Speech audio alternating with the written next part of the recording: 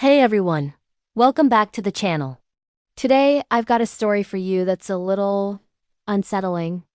It's one of those tales that makes the hair on your arms stand up, and it comes from a couple of urban explorers, Mark and Chloe.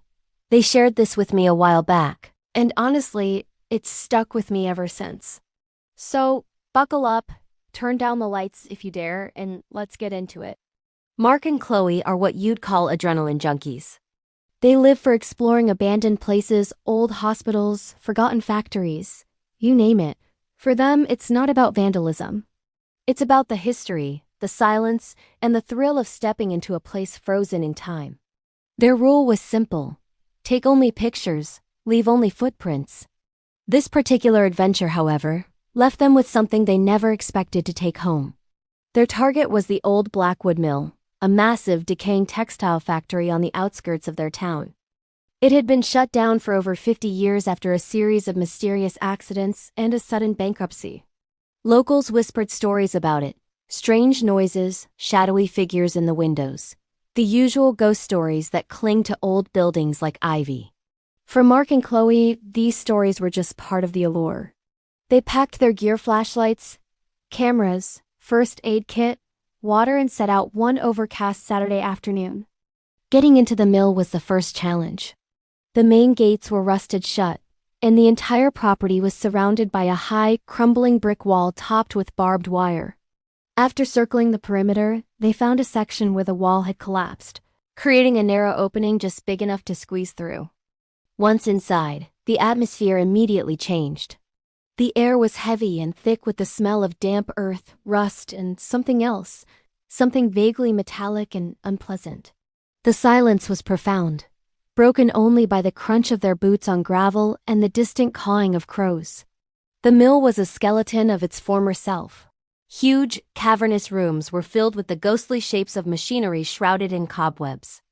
Sunlight struggled to pierce through grimy, broken skylights, casting long, distorted shadows that seemed to dance at the edge of their vision. It was both beautiful and eerie. Chloe, the photographer of the duo, was in her element, snapping pictures of the light and shadow, the textures of decay, and the sheer scale of the place. Mark was on lookout duty, his powerful flashlight beam cutting through the gloom. They spent a couple of hours exploring the ground floor, moving from the weaving rooms to the dye vats, their voices echoing in the vast emptiness. They felt completely alone, just two people in a forgotten world. The plan was to explore the main weaving hall, check out the manager's offices on the second floor, and then call it a day before sunset. It was all going perfectly. The main weaving hall was the heart of the mill. It was a breathtakingly huge space, the length of a football field, filled with rows upon rows of silent, hulking looms. It was here that Chloe decided to set up a group shot, a tradition on their explorations. "Hey, let's get a picture together," she said, her voice sounding small in the immense room. "To prove we survived the Blackwood beast." Mark laughed, the sound echoing strangely. Chloe propped her camera on a sturdy-looking crate, carefully framing the shot. She wanted to capture the sheer scale of the hall behind them, with the rows of looms stretching into the darkness. She set the 10-second timer and jogged over to stand next to Mark. They stood side by side, grinning, flashlights pointed at the ceiling to create some ambient light.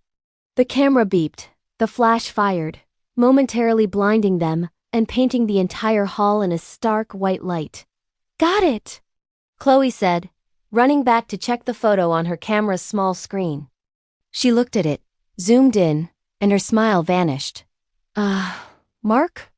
she said, her voice barely a whisper. "Come look at this." Mark walked over, curious. "What's up? Did I blink?" Chloe didn't answer. She just held out the camera. Mark looked at the screen. The photo was perfect. The lighting was dramatic. They were both in focus, and the cavernous hall loomed impressively behind them. But that wasn't what had unsettled Chloe. Standing about 20 feet behind them, halfway down the aisle between two rows of looms, was a figure. It wasn't a trick of the light or a shadow. It was clearly a person. Tall, unnaturally thin, and dressed in what looked like old-fashioned work clothes. But the most terrifying part was its face. It was turned towards the camera, but it was a complete and utter blur, A smudge of motion as if it had turned its head at incredible speed the exact moment the flash went off. A cold dread washed over Mark. "What is that?" he stammered. "Is someone else in here?" They both spun around, their flashlight beams frantically slicing through the darkness of the hall. Nothing. Just the silent, empty rows of machinery. The air suddenly felt 10 degrees colder. The faint, unpleasant smell from earlier seemed stronger now, more concentrated. "There's no one here, Chloe," Mark said, trying to sound brave, but his voice trembled. "We're alone." Chloe was pale, her eyes wide with fear.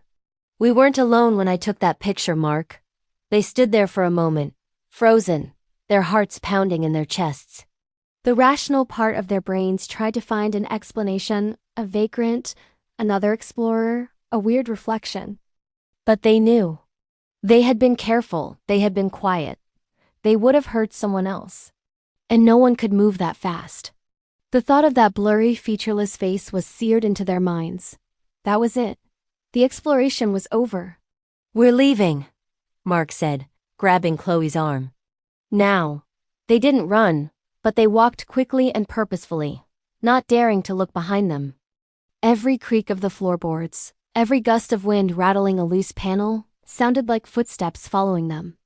The journey back through the decaying halls felt infinitely longer than the journey in.